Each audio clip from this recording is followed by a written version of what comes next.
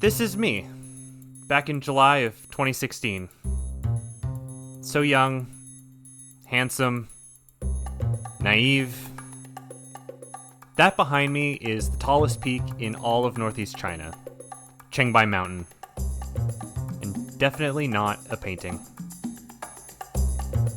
4 years ago, I hopped on a plane to the other side of the world, and 20-odd hours later, I arrived in Changchun. Where? There. Changchun. I'd never heard of it either. It's this industrial hub in the heart of China's frigid northeast.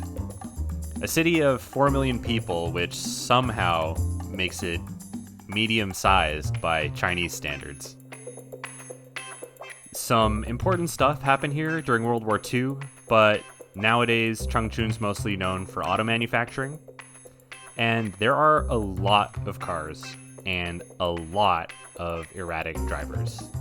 The pictures do not do justice to the driving.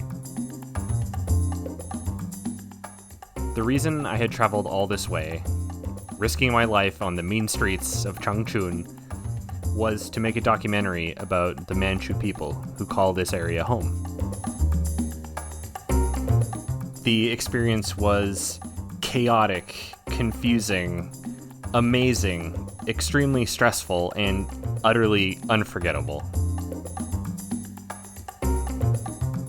My head is filled with so many memories from my time in China. But there's one aspect of my experience that I just keep coming back to over and over and over. The food. The food in China was just incredible. I've never eaten so well as I did over those 2.5 weeks in Changchun.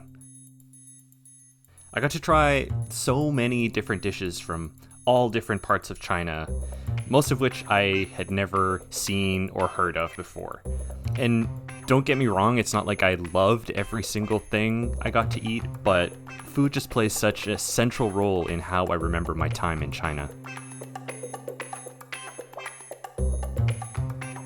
So here I am, 4 years later, with all my memories back on the other side of the world. I live here, in Vancouver, the city of glass where the mountains meet the sea. It's known for its beautiful nature, high cost of living, aloof locals, and never-ending rain. We lovingly refer to it as No Fun City.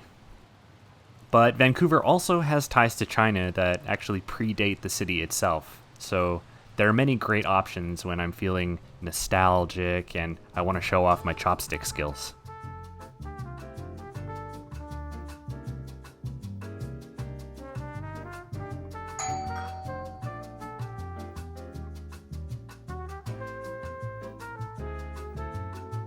This is one of my favorites, ginger beef. Crispy beef covered in a sweet and spicy ginger sauce.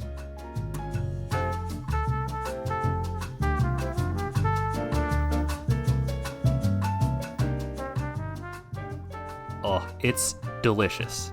It's so good. But it's clearly adapted to a Western palate. It reminds me more of being a mall rat at the food court, and it doesn't really remind me of my time in China.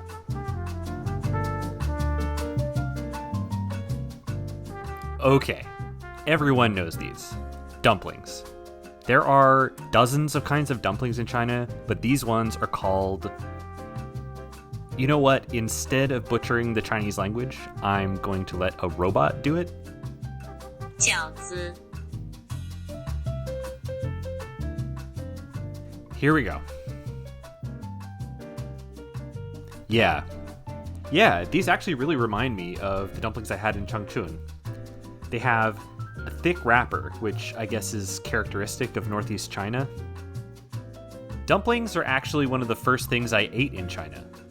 I had them when I first went to meet local Changchun artist Li Xia. I remember being so nervous. I was jet-lagged, making this film in a language I don't speak, with a bunch of people who I barely knew.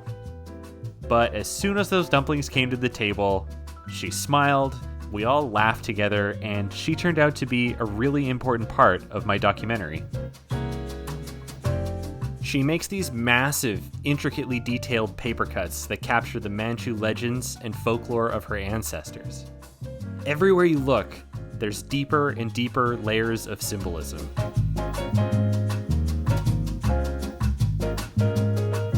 And she gave me a copy of this book that she wrote, which I still can't read, but it has lots of pictures, so that's nice.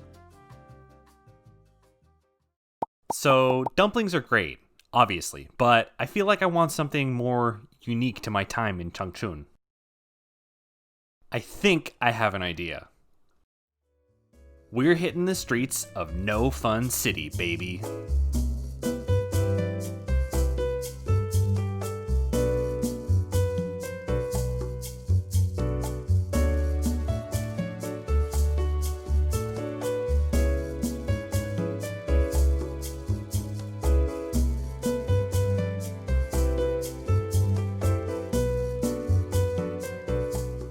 This is what I came for.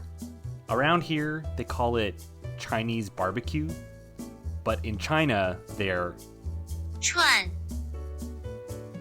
they're these mouth-watering skewers of grilled lamb, sometimes other stuff.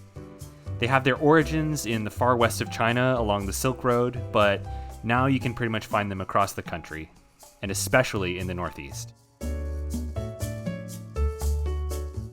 Okay, these are good, but it still doesn't really remind me of China. In Changchun, I remember these stalls out on the street, grilling their meat right in front of you. And I remember smelling the smoke and charcoal in the air, especially at night. And I remember walking the city streets after sunset. People would be out at their local restaurant, eating skewers, drinking beer, having a good time.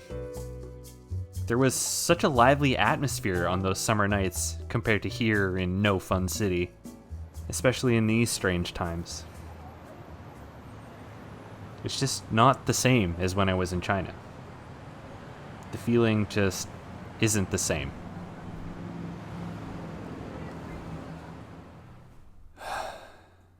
I guess it just isn't that easy to recapture and relive my experience.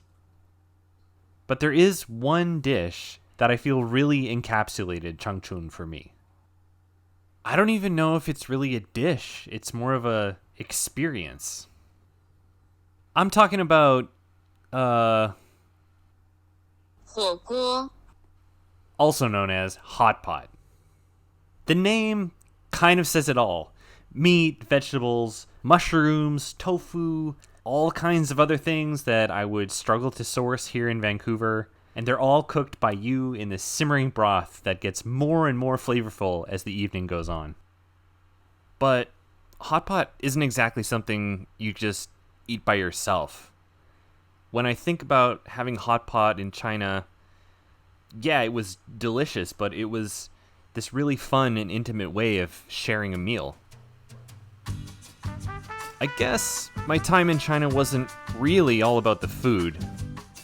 Yeah, I have a weird number of pictures of me eating, but that's because I had all these great people around me taking those pictures.